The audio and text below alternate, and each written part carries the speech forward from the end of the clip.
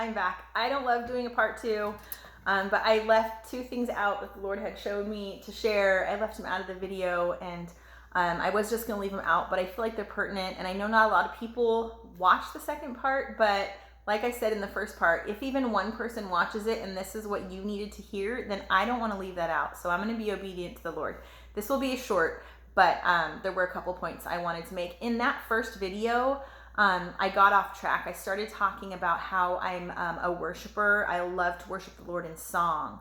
And then I told you about how I went to the church to be prayed over. The second part of that tied into the part about being a worshiper through song was we went to the church, we got prayed over, we came home, we all felt encouraged. We felt like people rallying around us and offering us encouragement in our race of life, our race of faith.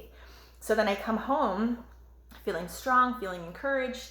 And then I'm like, okay, Lord, what else do we need to do? You know, because I didn't have like a miraculous healing, but I did feel that strength and that courage. And I felt like I had what I needed for the next leg of the race, you know? And so then I'm asking the Lord, like, okay, what do I need to do? What else? What should I do? And I felt the Lord say, praise me through the storm. And I stopped what I was doing. I was in the kitchen and I went and grabbed my guitar. And well, actually, before I did that, I had the thought come to me in my head. It was like, well, I've been praising you the whole time. I haven't stopped. You know what I mean? But then I was like, wait, okay, the Lord knows that, but he still gave me this directive. He's working. So then I went immediately to my room. I picked up my guitar and I just started singing worship songs to him. And as I was singing worship songs, so I had fluid in my tubes, my inner tubes of my ears, and that was helping to cause vertigo and migraines, among other things. And so as I was sitting there praising with my guitar, and mind you, I had been singing worship songs to him through this, like in whatever capacity I could. I don't know if there's a day that goes by that I'm not singing a worship song out loud out of my mouth, but I was obedient and he was doing something and he gave me a directive. So as I did that, as soon, like just several seconds into the song, my left ear, I had a release of fluid and pressure. And I was just like, oh wow, that is just like the Lord, you know what I mean? And I'm convinced if I hadn't gone back there and did what the Lord told me, I wouldn't have had that relief right then. And so that was a really cool encouragement about, even if the Lord tells you to do something and you're like, well, I'm already doing that, or I do that all the time, it's nothing different. That's just me thinking that. No, that could and probably is the Lord putting something into you and wanting you to do it at that place and that time. And even if you don't fully understand, just get to that place where you just obey him because you know that his way is best. Okay. So the other two things that I left out were the things about us being encouragers in the race, that actual race 5K where we were handing things out. The other thing was where we were at, there were 3 different roads. It was a country road. One road came this way and then it split off and went 2 different ways. So one went that way, one went that way. So when the runners were coming through, they were like, which way do I need to go? And so we could point them because some people were wanting to run to the right. However, if they ran to the right, they wouldn't actually have been running the whole race. They would have left out this whole other leg of the race. You know, they could have been disqualified. They might have had to go back and do it over, you know, and increase their time. There's all sorts of things that would have happened. And so the other way that we were being encouragers to them, was by pointing them in the right direction and saying, hey, don't go that way, go this way, you know what I mean? And so the spiritual analogy to that is also for us to be encouragers to other people, but also allowing other people to be that encourager to us, to help us to stay on the right road, to say, hey, I don't know which way to go. Don't be afraid to ask for help in your own walk. So look for that encouragement, you know what I mean? Because we don't always know the right way to go. And so asking for encouragement, or when you see someone going the right way or the wrong way, point them in the right direction, you know, in a spiritual sense.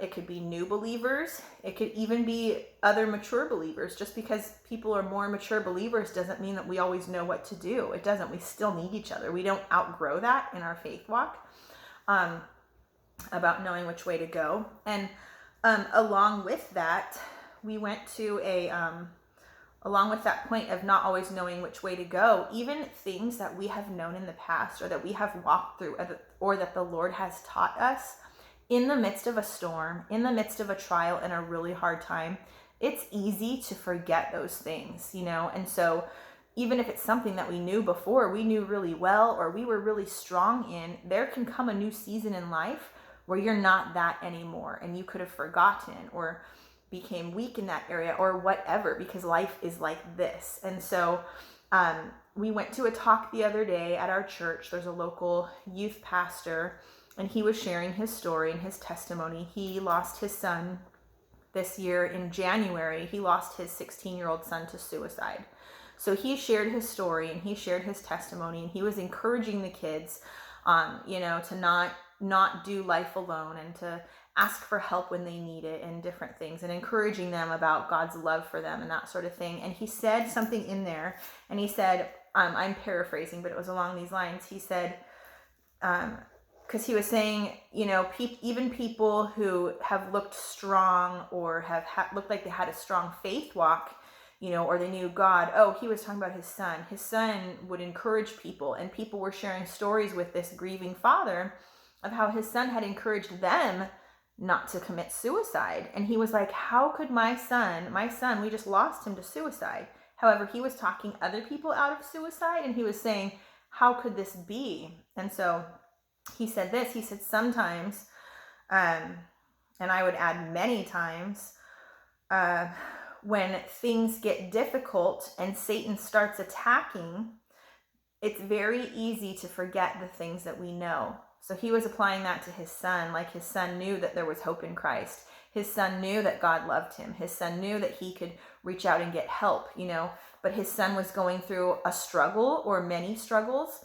And as we know, when we're struggling, that's when Satan attacks usually the hardest, because we're already down. So he wants to kick us while we're down. So we're struggling. Satan comes in.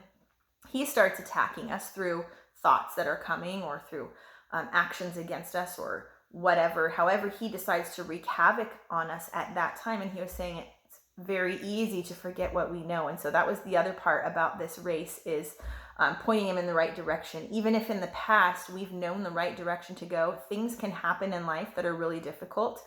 And the difficult situation can make it really hard to remember what's right or which way to go in a spiritual sense. And then add on top of that, that Satan, our adversary, is roaring around like a lion looking for whom he can devour. And you better bet when we're having those hard times that he comes in and he's trying to devour us. And so the Lord will send people. He will send work through his people to bring that encouragement to us, to help us to find our way when we lose it. Even if we're not that far off the pathway, even if it's just a little diversion, he sends people to help us to get right back on there. So that was the added encouragement that was missed from the last video. And I'm keeping this under 10 minutes. And I hope that at least one person gets this encouragement, whoever it is that needs to hear that. God bless you guys.